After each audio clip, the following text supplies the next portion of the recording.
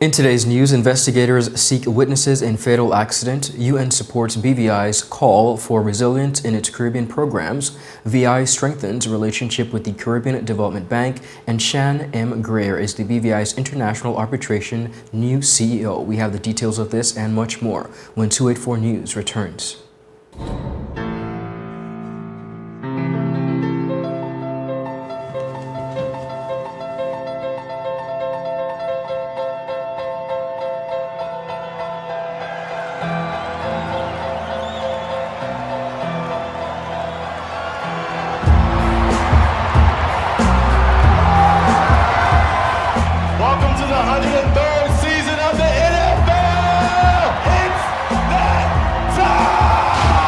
It's that time for the NFL playoffs every weekend with CCT Live, showing every game on CBS, NBC, ABC, and ESPN, including the Super Bowl. Sign up for CCT Live today. There's no game like this game! Don't worry about missing your favorite series, sports, news, and local programming. Come to CCT today and ask about a 1-month free trial to access over 80 channels. CCT Live. Bring it home. It feels good. Welcome everyone. It is Monday, January 30th, 2023. Welcome to this edition of 284 News. I am Ron Grant, bringing you the latest out of the Virgin Islands, as well, of course, as regionally and internationally. Thank you so much for joining us. I trust that each and every one of you had an amazing weekend. Beginning our newscast now on the local scene out of the Virgin Islands during the most recent sitting of the House of Assembly, Premier Dr. the Honorable Natalia D. Whitley provided a highly anticipated update on the work currently being done to fulfill the requirements set out in the frameworks for the implementation of the recommendations of the Commission of Inquiry report. 48 of the 50 framework recommendations has begun. It is important to note that those that have not yet started are not time-lapsed. That is to say, the time frame for commencement of those recommendations has not yet arrived. As of the 31st of December 2022, 15 of the recommendations have been completed and 33 recommendations are in progress. The recommendations are currently split into 132 actions. Of these, 52 are completed, 31 are in progress and on track, 26 are in progress but experiencing challenges, and 22 have not been started as yet. Again, in the case of actions not yet started, these are tasks that are dependent on the completion of other actions before they can commence. Wheatley admitted that the task of progressing with these necessary reviews and reforms has been a daunting one, and he expressed thanks to the many public officers and private citizens who have been hard at work in that regard. Now, as of that day, he noted that a significant number of reports had already been received from these parties. To date, we have received the following reports. Independent reviewers report from Mr. Jamal Smith on the establishment and maintenance of statutory boards. Mrs. Sheila Brathwaite, which was B29, review of the membership of statutory boards. Mrs. Dalmini, B1, review of the Commission of Inquiry Act. Mr. David Abendigo, B30, review of the processes for the disposal of Crown land. 2 Auditors General's reports. B12, the House of Assembly assistance grants have been completed. B22, Claude Skelton Klein government contract since 2019. B23, Easy Shipping government contracts for radar badges since 2019. The Premier also provided some insight as to what will come after the reports themselves have been reviewed. The reports will be submitted to Cabinet and then laid on the table of the House of Assembly. The public will have an opportunity to review the reports, some of which will require input so that an action plan can be developed on implementing aspects of the reports as determined.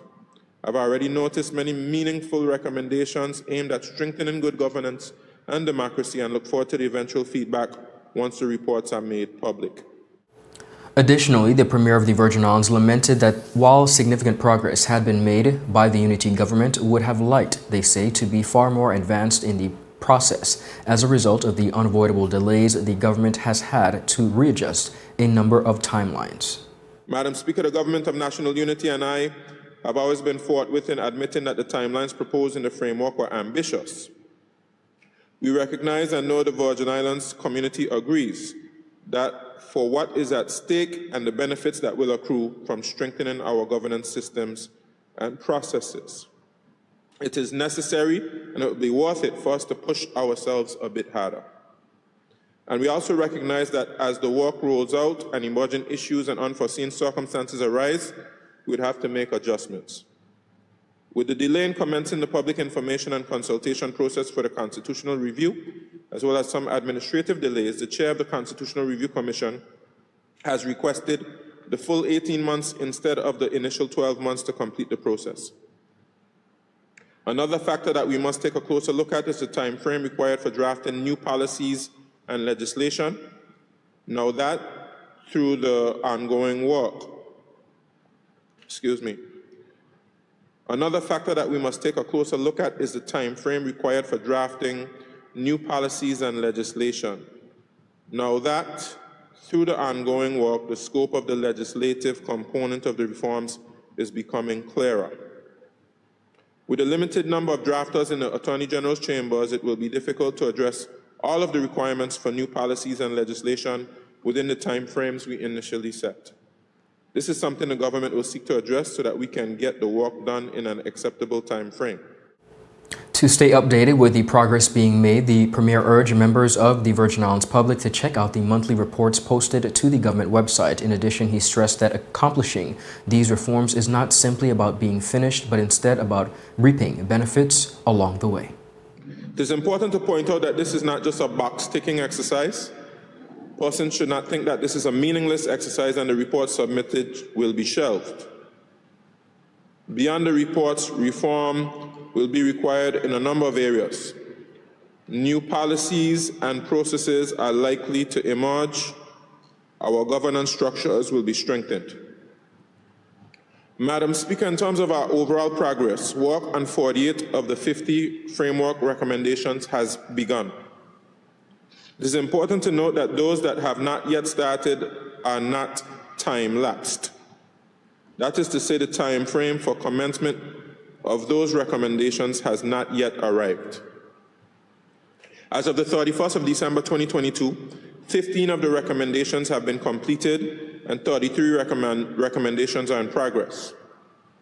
The recommendations are currently split into 132 actions. Of these, 52 are completed, 31 are in progress and on track, 26 are in progress but experiencing challenges, and 22 have not been started as yet. Again, in the case of actions not yet started, these are tasks that are dependent on the completion of other actions before they can commence. The Green Sprouts Eco Club kicked off its activity calendar this past weekend with a beautification initiative on Virgin Gorda. 284 Media was on the ground. More on this report.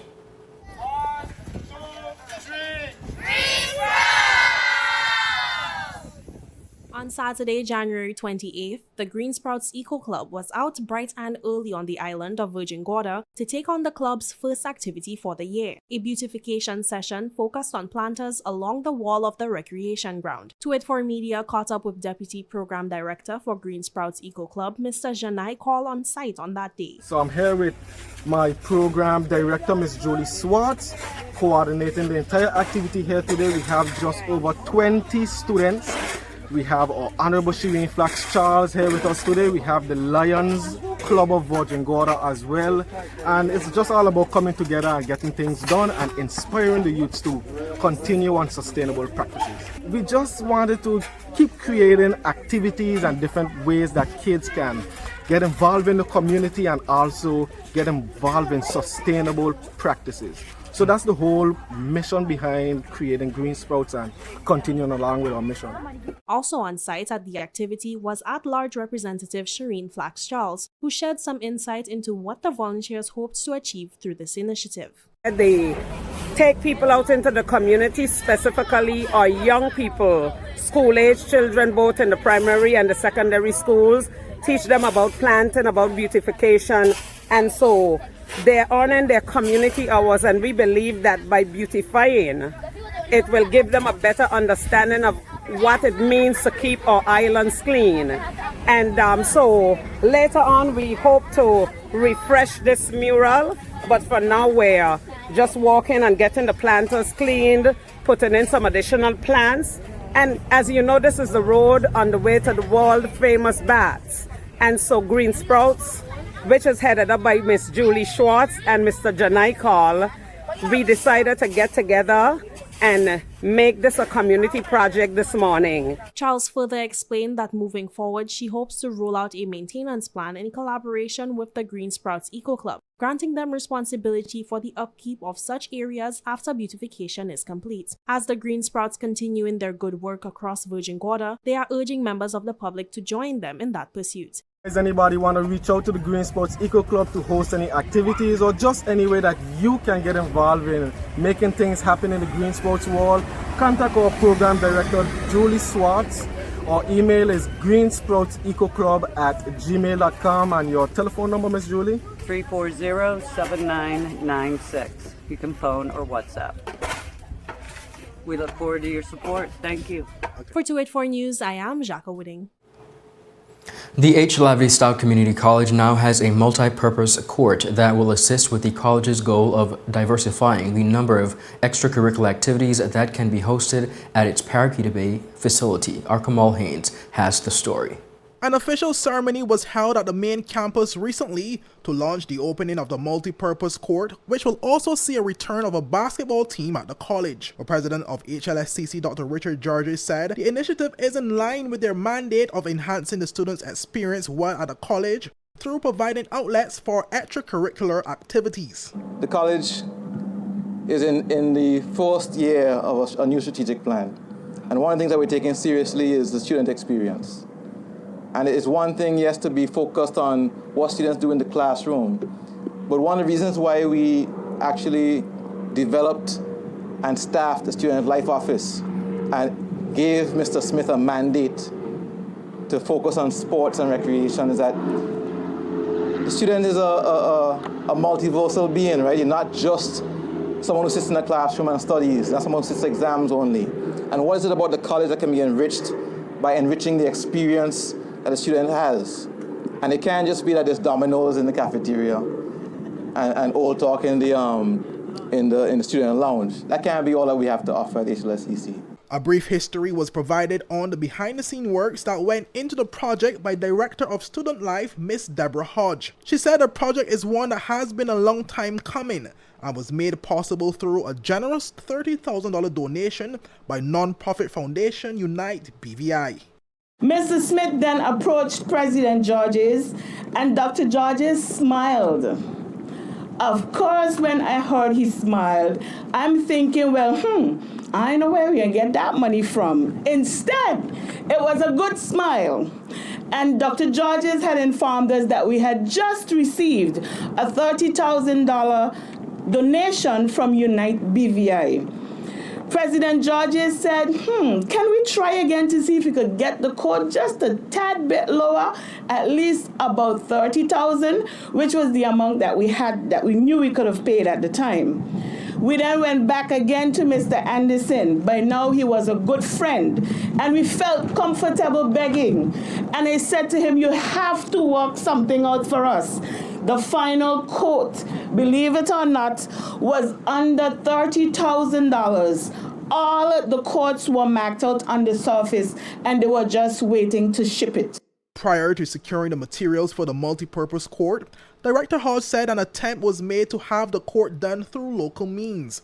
However, the prices that were quoted in some cases were more than double the initial price that was given by the United States-based manufacturer, which provided the materials for the court. We started inquiring locally to see what we could have done. Our first quote from Flex Court was just over $30,000, and that was in October 2019. We then contacted a local contractor and see what their quotes would have been like if we were just to resurface the slab here. And the first quote we got was $56,900. I said, what? That's not possible. We continued looking, And next, we contacted another local contractor. This time, they were assured us that we could get everything we wanted and more. That quote was a staggering $80,000 plus. Meanwhile, Minister for Education and Sports Honorable Shari De Castro said the completion of the court is just one of the many major plans in store for the campus. I'm happy that we've expanded and we're able to offer outdoor experience on this multi-purpose sporting court that speaks to really the growth and development and the overall holistic plan that the college has begun to institute. I've had sight of this strategic plan and this overall architectural and infrastructural plan, and believe me, it's safe for me to say that you haven't seen anything yet. The plans that the college has in relation to additional sport and development, as well as consideration for rooming and boarding, and just expansion of programming offerings, speaks to the vision of ensuring that our economy and at large is truly equipped with the skill set and the talents that we want to be able to furnish the various industries that we have and the ones that we want to see in the future. Premier Dr. the Honorable Natalia Wheatley congratulated the campus for achieving the milestone, adding that it will complement the academic nature of the college that it is widely renowned for. Well, let me congratulate you on this achievement.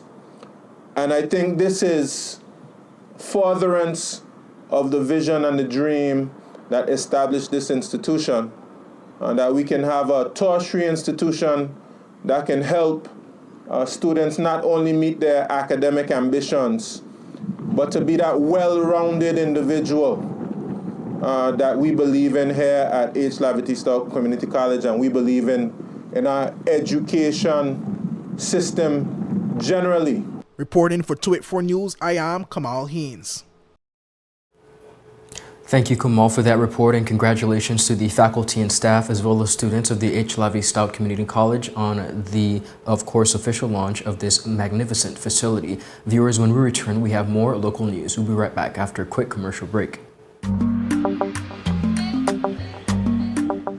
Yo, everything good, Dad? Aye.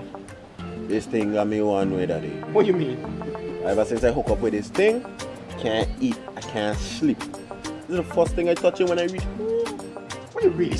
Hey, this ain't like you, you know. Dad, this thing got me staying home, keeping out of trouble me. Wow. What your name is? Shit. I talking about my CCT life. Don't worry about missing your favorite series, sports, news, and local programming. Come to CCT today and sign up for CCT Live to access over 80 channels. CCT Live. Bring it home. 1 month free trial turn into 5. 5 months turn into, well, you know, I hustle. I watching ball. I even watching football. Dad, Nickelodeon, Paw Patrol. I am hooked. Hook, I tell you. Catch the game on CCT Live. To sign up, go to cctbvi.com or call center at 444-4444. Welcome back, everyone, and thank you so much for sticking with us. You're watching 284 News out of Tortola in the Virgin Islands. The British Virgin Islands International Arbitration Center announced recently the appointment of Ms. SHAN M. GREER as CEO. More on this report.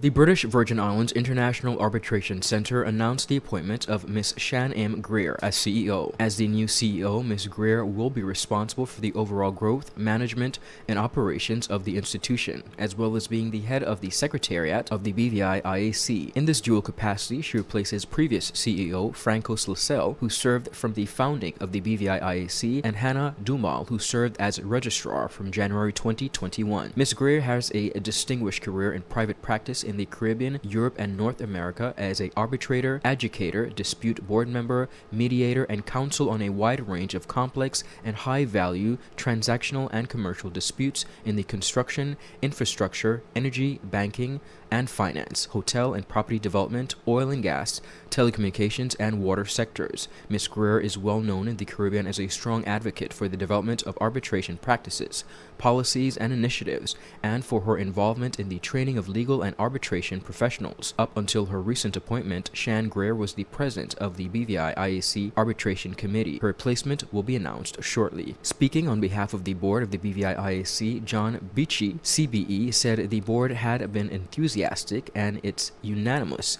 decision to offer the post to Ms. GREER. The board had every confidence in her to lead the BVI IAC into its next phase of development, having negotiated the turbulence left in the wake of the hurricanes Irma and Maria, as well as the COVID-19 pandemic under Francos Lascelles' leadership. On her assumption of her new role, SHAN GREER said, and I quote, "I am excited about taking this new challenge as CEO of the BVI IAC. Francos and Hannah did an excellent job building the BVI IAC brand, and I look forward to adding value to their hard work. The BVI IAC provides world-class arbitration services from our state-of-the-art facilities, together with full administrative and recently updated arbitration procedural rules.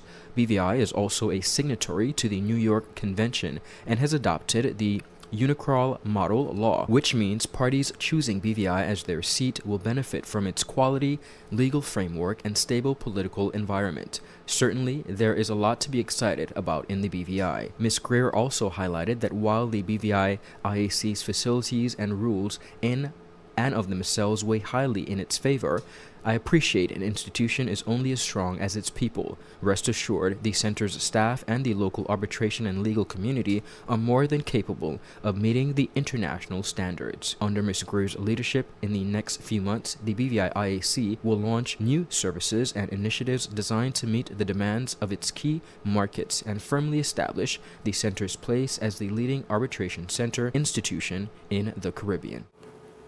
Premier and Minister of Finance Dr. the Honorable Natalia D. Wheatley has met with officials of the Caribbean Development Bank as the government of the Virgin Islands say they move forward in strengthening its relationship with the lending institutions.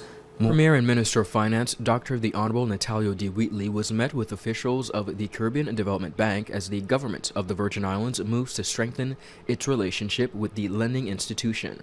Premier Wheatley, along with the other senior officials from the Ministry of Finance, held bilateral meetings with President Dr. Hignas Jean Leon and his senior advisor Ms. Andrea Power earlier this week to discuss the areas in which the Virgin Islands can benefit from the bank's current trajectory, as well as its future objectives. The discussions were also aimed at enhancing the Virgin Islands' strategic position and the potential economic development that can be harnessed through the bank's offering of technical and financial support. Premier Wheatley said, and I quote, "I was happy to host the president of the Caribbean Development Bank, Dr. Leon, and to have the opportunity to acknowledge the invaluable support given to the Virgin Islands, not just in financing hurricane recovery projects, but with technical assistance in procurement policy training and other areas of development." Premier Wheatley added, "We are a proud member of the bank and are excited by the further sustained engagement in meeting our ambitious development goals, which include the establishment of world-class infrastructure, supporting a food security ecosystem, creating climate and economic resilience, and investing in innovation and development." During the bilateral engagements, Dr. Leon shared the bank's vision and reiterated its commitment to partnering with its borrowing member countries, which is inclusive of the Virgin Islands. The Virgin Islands is one of the bank's shareholders and has continuously received financial and technical support in the development of its infrastructure. Dr. Leon said, and I quote, "The Caribbean Development Bank is pleased to directly engage the government of the VI and strengthen our long-standing relationship. Our interactions and dialogue during this visit have created new pathways and opportunities for the bank and the VI to further reinforce the solid foundation both have enjoyed." Dr. Leon added that CDB's timely response to support redevelopment in the territory of the Virgin Islands subsequent to the 2017 hurricanes through the issuance of loan and grant facilities to supplement the required funding gap is evidence of the bank's commitment to bolster borrowing member countries. Dr. Leon assumed the office of President of the Caribbean Development Bank in May of 2021, thereby becoming the 6th chief executive of the regional multilateral institution. The bank's officials also made courtesy calls on Premier, the Cabinet of the Virgin Islands, and officials from the Recovery and the Development Agency. And up next, we have more local news. We'll be right back after a quick commercial break. Hon, it's asking for your password. Huh? You were logged out. I need the password. BR, What's the rest? BRANDI, the number 4, EVER? Who's Brandy? We're like the password that isn't your ex-girlfriend's name. CG Insurance. Good like that.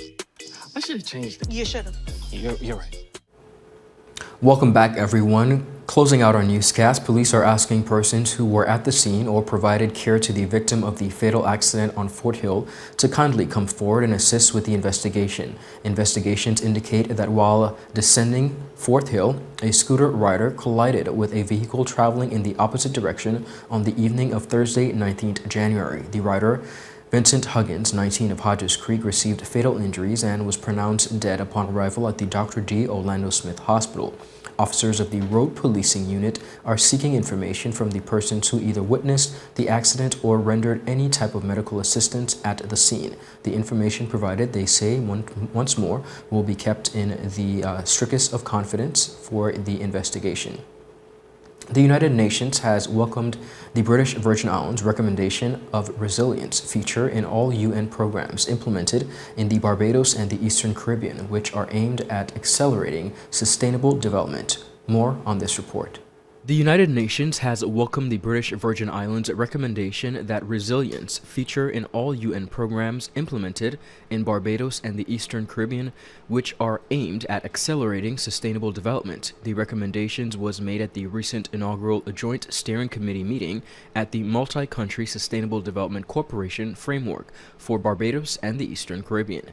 In his intervention at the meeting, BVI representative to the UN and special envoy to the Premier of the Virgin Islands, Mr. Benito Wheatley, stated, and I quote, "Achieving the Sustainable Development Goals is the aspiration of all Caribbean countries and territories, but there is a risk that the progress we are making with generous UN support could be wiped out by a hurricane or other natural disaster such as an earthquake or volcanic eruption. Thus, it is imperative that all UN agencies in the development assistance they are delivering factor in resilience. As a sub-region, we have to build up our capacity to bounce back from natural disasters while striving to achieve the SDGs." The recommendation was accepted by co-chairs of the Joint Steering Committee, UN Resident Coordinator for Barbados and the Eastern Caribbean, Mr. Didier Tobacco, and Barbados Minister of State, Senator the Honorable Chantal Monroe-Knight, and integrated into the outcome of the meeting. Mr. Wheatley also reaffirmed the BVI's commitment to engagement with the UN and confirmed that the BVI government is very pleased with the territory's cooperation with the UN development system, including benefiting from the following: UN Joint Program, Resilience Caribbean, engaging in training youth and strengthening integrated social protection, social delivery through the UNICEF is assisting the BVI government with a review of its social assistance programs and how they can be improved. UN FUT Tourism Program, Rethinking Tourism and Micro, Small and Medium Enterprises, which has awarded several grants to local BVI businesses. UN COVID-19 Response for Barbados and the Eastern Caribbean, UN Joint Program, Social Protection and Employability Promotion to mitigate the socio-economic impact of COVID-19, which provided a grant of $362,000 to help fund the BVI's government income support program for persons affected by COVID-19. Mr. Wheatley also thanked the UN Economic Commission for Latin America and the Caribbean for deploying consultants to assist the BVI government with the development of a national sustainable development plan and commended the work of the World Food Program in assisting the Viewers, that is it for today's news roundup. Be sure to follow us for your daily news updates at 284media.com, as well as, of course, liking us on Facebook and Instagram at 284media and 284BVI. I'm Ron Grant. Do have a beautiful rest of the day. Of course, we are 284 News, bringing you the latest in local, regional, and international news. Of course, we encourage you to stay tuned to our various platforms for the latest news for honest and impartial news. Have a beautiful rest of the day. Bye-bye. Is business slow? Cash flow down? Hosting an upcoming event? We can help. Advertise with 284 Media and take your business or event to the next level by enhancing your present marketing and messaging strategies. Allow our team of experts to create a personalized ad that sets your business apart from all the rest. This could be your business or event. So, what are you waiting for? Contact